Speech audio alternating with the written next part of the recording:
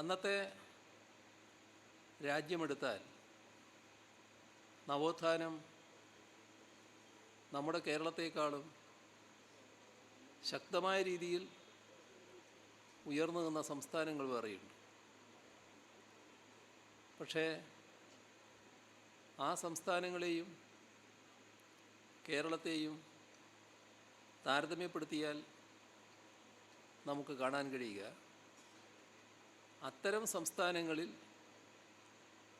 ആ നവോത്ഥാന പ്രസ്ഥാനം ശക്തമായിരുന്ന കാലത്തുണ്ടായിരുന്ന ആ ഉച്ചനീചത്വങ്ങൾ അവസാനിച്ചില്ല, ഇപ്പോഴും ശക്തമായി തുടരുന്നു. എന്നാൽ കേരളം തീർത്തും വ്യത്യസ്തമായി തീർന്നു.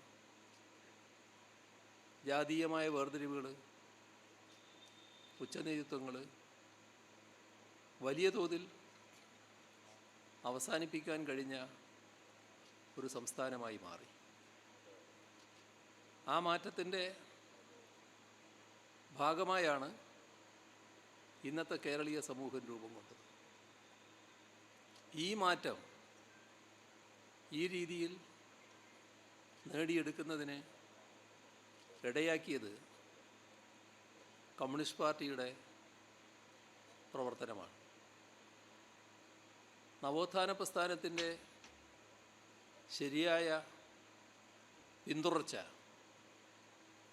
കമ്മ്യൂണിസ്റ്റ് പ്രസ്ഥാനത്തിൻ്റെയും നമ്മുടെ നാട്ടിലെ വിവിധ വർഗോപജന പ്രസ്ഥാനങ്ങളുടെയും ഭാഗമായി നടക്കുകയുണ്ടായി. അതിലൂടെയാണ് ഇത്തരമൊരു പ്രത്യേക സാഹചര്യം കേരളത്തിൽ നേടിയെടുക്കാൻ കഴിഞ്ഞത്. മനുഷ്യനെ മനുഷ്യനായി കണക്കാക്കാത്ത അവസ്ഥയെന്നുണ്ടായിരുന്നു. ചാതുർവർണ്ണ വ്യവസ്ഥ, ചാതുർവർണ്ണ വ്യവസ്ഥയുടെ ഭാഗമായി ഒരു ഘടകം നാം കാണേണ്ടത് പട്ടികജാതി പട്ടികവർഗം ഈ ചാതുർവർണ്ണ വ്യവസ്ഥയിൽ ഉൾപ്പെടുന്നില്ല. ചാതുർവർണ്ണ വ്യവസ്ഥയിൽ ഉൾപ്പെടുന്നവരെയെ മനുഷ്യരായിട്ട് അവർ കണക്കാക്കുന്നുണ്ട്. അപ്പോൾ പട്ടികജാതി പട്ടികവർഗത്തെ സാധാരണ മനുഷ്യരായിട്ട് ഈ ചാതുർവർണ്ണ വ്യവസ്ഥക്കാർ കണക്കാക്കുന്നില്ല. അത്ര ക്രൂരമായിരുന്നു. മറ്റൊരുപാട് ജാതി വ്യവസ്ഥയുടെ ദുഷിച്ച വശങ്ങൾ വേറെയുണ്ട്. പക്ഷേ ഇത് അതിക്രൂരമായ ഒരു രീതിയായിരുന്നു. എന്നാൽ അത്തരത്തിലുള്ള ജാതി വ്യവസ്ഥയുടെ, ചാതുർവർണ്ണ വ്യവസ്ഥയുടെ ദുഷിച്ച വശങ്ങൾക്കെതിരെ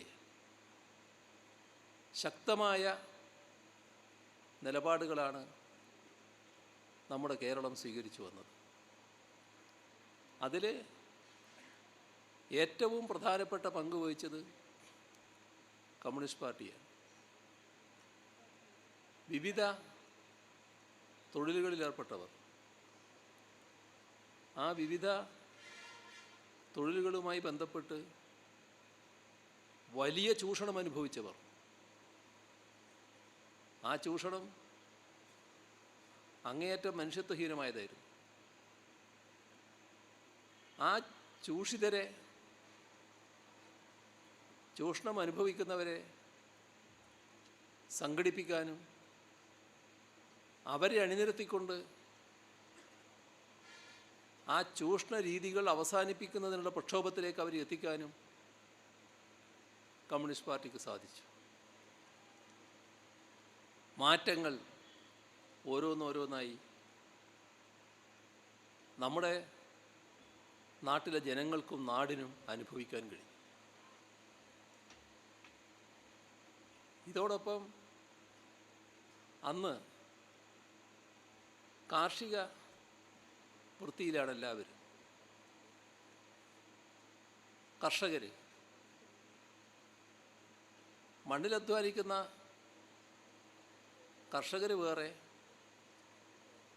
ജന്മിമാരും നാടുവാഴികളും വേറെ. ഈ കർഷകന് കൃഷി ചെയ്യുന്ന ഭൂമിയിൽ ആ ഭൂമിയിൽ നിന്ന് ഏത് ഘട്ടത്തിലും ഇറങ്ങിപ്പോകേണ്ടതായിട്ട് വരും. താമസിക്കുന്നിടത്ത് നിന്ന് കുടിയൊഴിപ്പിക്കപ്പെടും. കർഷകർക്ക് നേരെ എന്തും ഇന്നത്തെ കാലത്ത് നമുക്ക് ഊഹിക്കാൻ കഴിയാത്ത രീതിയിലുള്ള വൃത്തികെട്ട ഒരുപാട് രീതികൾ ജന്മിമാർക്കും നാടുവാഴികൾക്കും നടപ്പാക്കാൻ കഴിയുമായിരുന്നു. ക്രൂരമായ ഒരുപാട് വശങ്ങളുണ്ട്. പാവപ്പെട്ടവൻ്റെ വീട്ടിലെ പെൺകുട്ടിക്ക് ആ കുട്ടിയുടെ അഭിമാനം സംരക്ഷിക്കാൻ കഴിയാത്ത അവസ്ഥയായിരുന്നു ഉണ്ടായിരുന്നത്. അത്യന്തം ക്രൂരമായ ഒരുപാട് വശങ്ങൾ. ഈ കൃഷിക്കാരെ ഈ നിലനിൽക്കുന്ന ചൂഷണത്തിനെതിരെ അണിനിരത്തിയത് കർഷക പ്രസ്ഥാനത്തിലൂടെയാണ്. ആ കർഷക പ്രസ്ഥാനത്തിൻ്റെ നേതൃത്വത്തിൽ കമ്മ്യൂണിസ്റ്റ് പാർട്ടിയാണ് പ്രവർത്തിച്ചത്.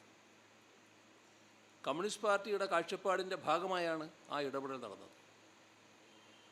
ഞാൻ ആ വശത്തേക്ക് അധികം ദീർഘമായി പോകുന്നില്ല. ഇങ്ങനെ ഓരോ രംഗം, ആ രംഗത്തുള്ള ഇടപെടലുകൾ, അതിൻ്റെ ഭാഗമായാണ് കേരളത്തിൽ മാറ്റങ്ങളുണ്ടായത്.